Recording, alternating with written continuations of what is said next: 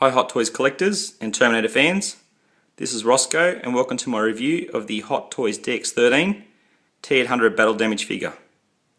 I've had this figure for almost a week now. I think it's safe to say this is probably the best DX figure we've ever got from Hot Toys. Probably on par with the Jack Sparrow. Not only do we have this amazing figure, but we've been given two excellent head sculpts, an awesome T-1000 liquid metal accessory, and plenty of little parts and weapons to replicate the end scene of T2. So overall it's an excellent figure, guys. So in this review I'll be going over all those things, giving you guys my thoughts and opinions, and giving you guys a quick comparison with the DX10 and the quarter scale Enterbay T-800 battle damage figure as well. Right, so firstly we're going to get in and have a look at the box. Right, here it is, guys. Similar box to the DX10. Have that black sort of finish, vinyl-y sort of leather, or sort of to replicate the leather feel of the jacket. T2 indent there, except in this case we have the cut-out bullet holes with sort of like a blood haze to give it the battle damage theme. Have our headings down the bottom, T-800 battle damage version, DX13, Hot Toys DX, Sideshow collectibles, and Studio Canal. I got this through Sideshow collectibles. I pre-ordered it quite a few months ago, so this is the Sideshow edition. Comes with the spare Robert Patrick liquid metal head sculpt. So that's quite nice.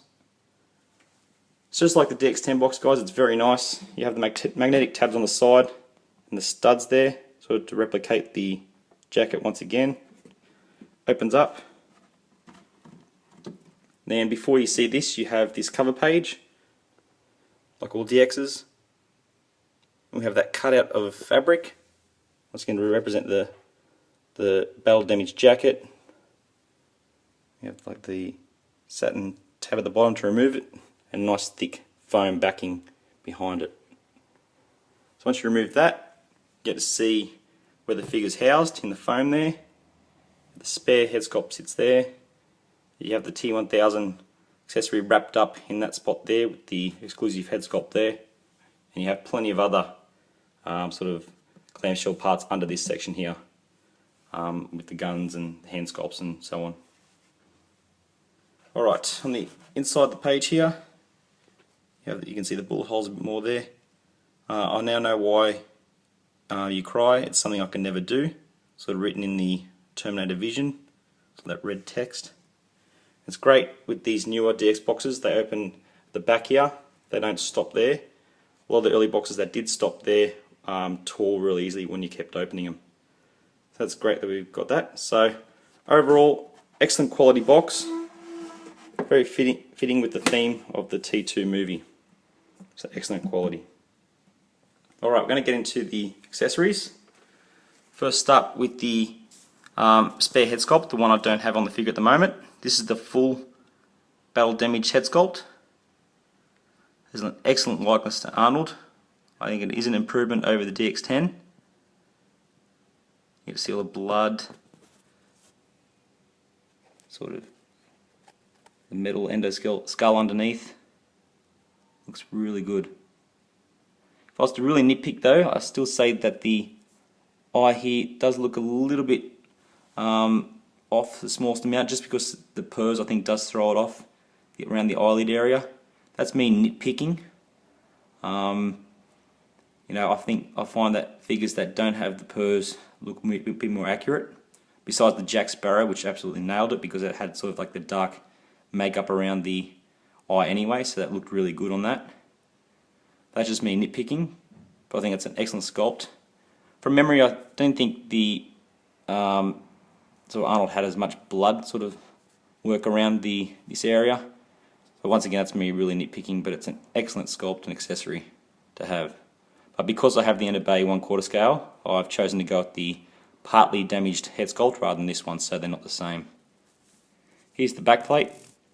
You get to see sort of the damage to the back there, removes via magnet. And you see the joystick, little socket in there, so you can use the drumstick, which I'll show you shortly, to adjust that right eye.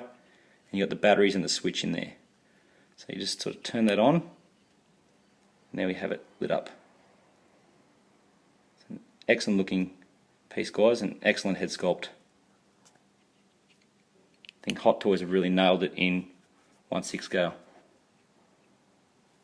I've just got it resting on foam there so we can see it a bit better. Alright, now here we have 6 spare hand sculpts, and these are excellent as well. I'll just show you the thumbs up one. You get to see all the blood, the endo sort of skeleton underneath.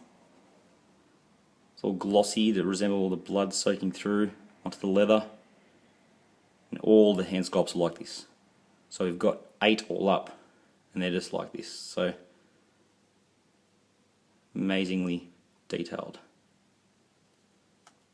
There's one over here that you get to see a bit more of the finger. So really gruesome but really cool. We also get the pole from the steel mill. Now I thought that might have been in die cast, so being metal, but it's not. It's actually really soft, flexible plastic, so you better be careful with that. That's something that could break if you step on it. But yeah, that would be nice if it came a solid bit of metal.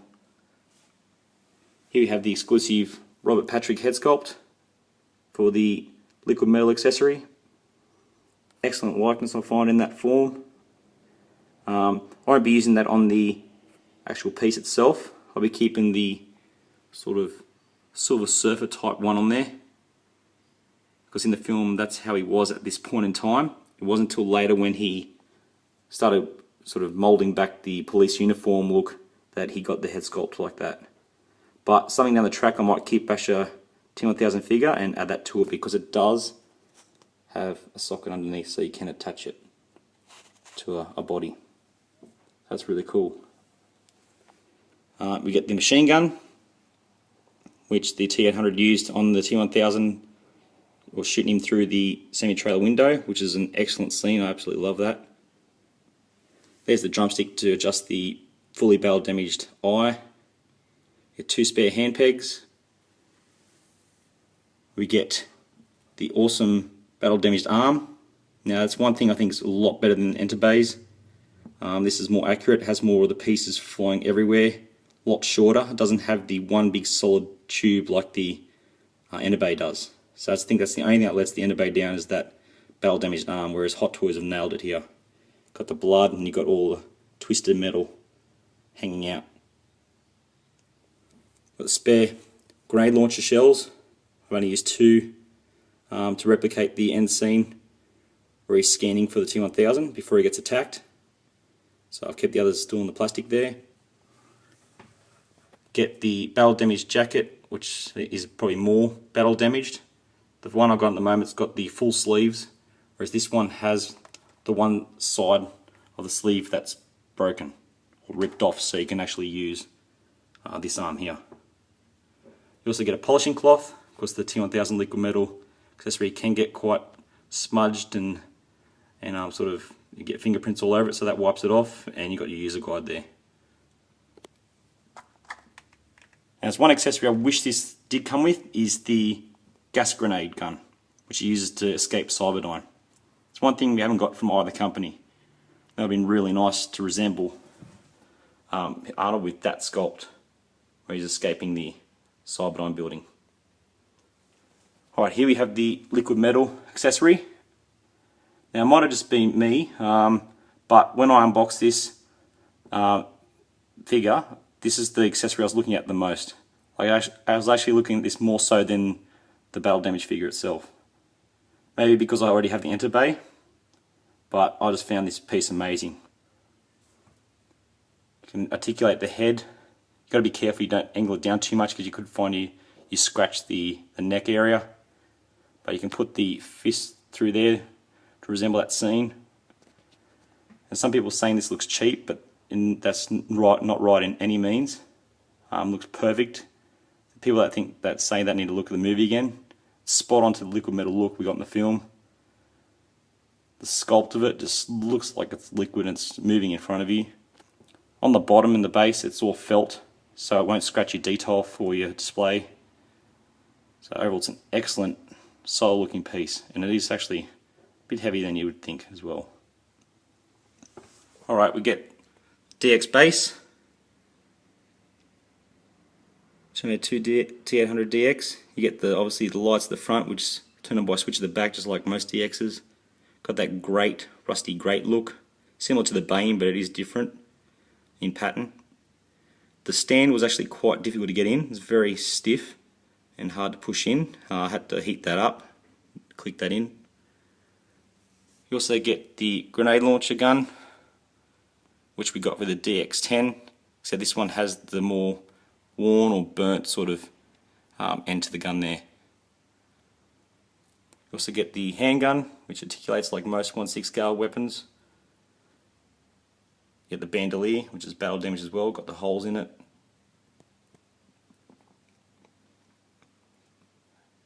Overall, they've given us quite a lot for this. It's definitely they're giving us the DX package with this.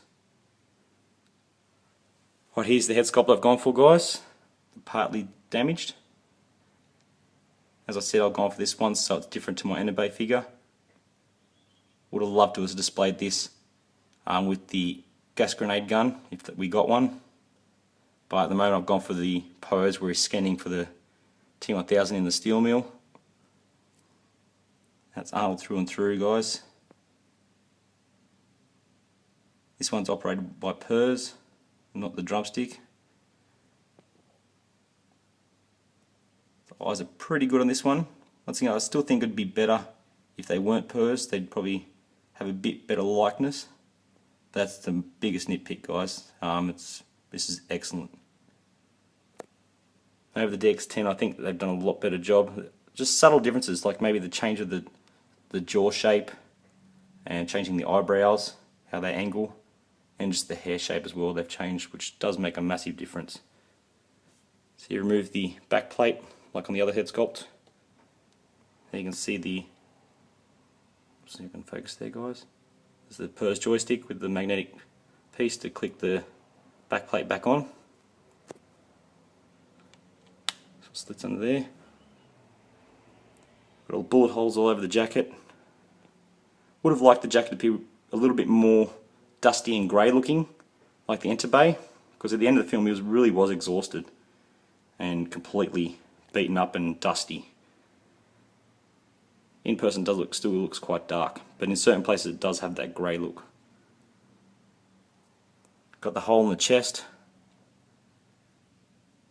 From memory, I'd say that you'd see more of the metal exposed. This has more of a, I find that Hot Toys have replicated more of a lifelike look to it, how it would look if the T-800 was real and how the flesh would look, rather than what Enterbay did was just replicate exactly what was shown with the prosthetics in Terminator 2, with the makeup and all that. But they both look great, guys, and I think this is awesome. Love this figure. I'm seriously contemplating getting a second one, just a regular version when it comes to Australia. I'll be able to get it a bit cheaper than what's going for on eBay now, so I can display the battle damaged head on the body with the torn off arm and the steel pole,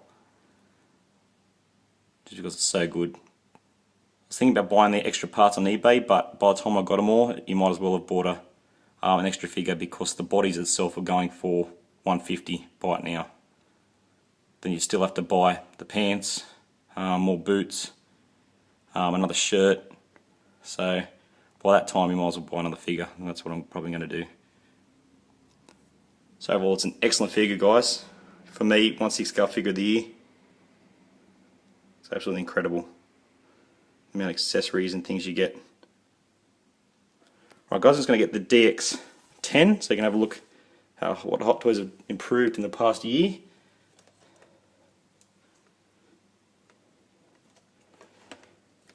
There's the DX10.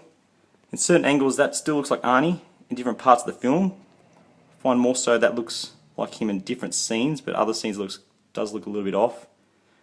Whereas I think they've changed the jawline and the eyebrows, whereas this looks a bit more, or a lot more like Arnold to me now, after seeing them both together.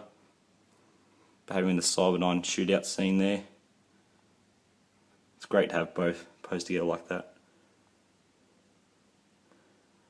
you know it's a great figure with the DX13 that you want to buy more of them, just so you can have different looks from the film, because you just can't decide.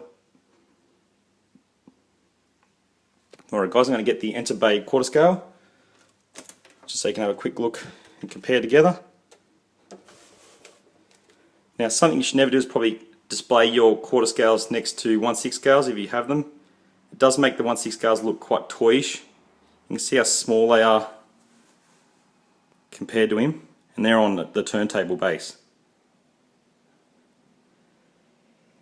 Yeah, so I find the Enterbay head sculpt to be a little bit more realistic. That's just me. I wouldn't say creating 1/4 scale is a lot easier. If more so, I'd say it's probably harder because it's a bigger size. You have to include more detail, and there's more room for error. I've seen plenty of 1/6 scales look way better than 1/4 scales, rather than 1/4 look better than 1/6. So I think it's safe to compare.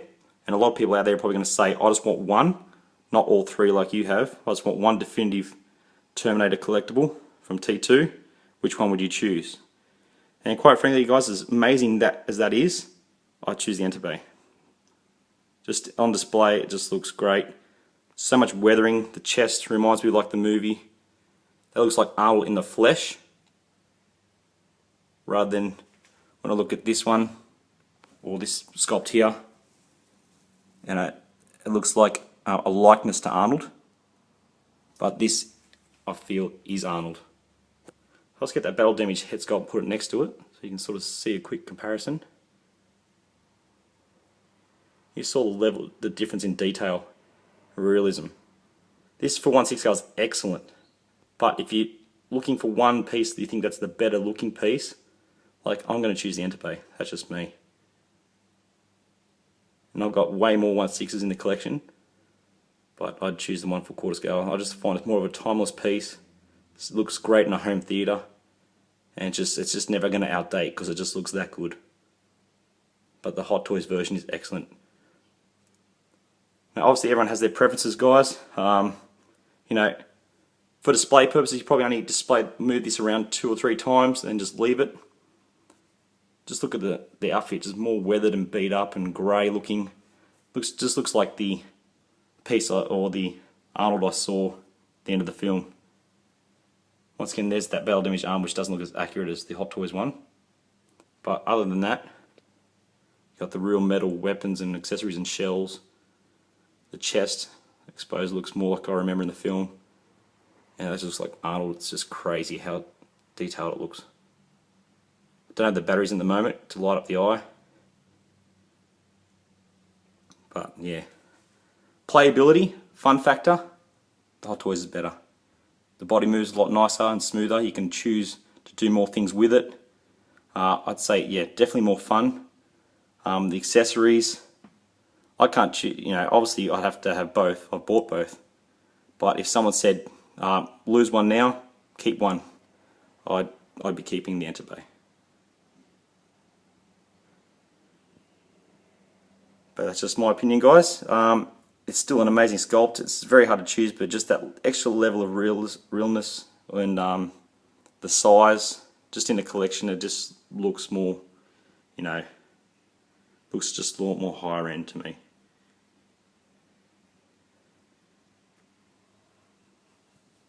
There's the DX13, guys.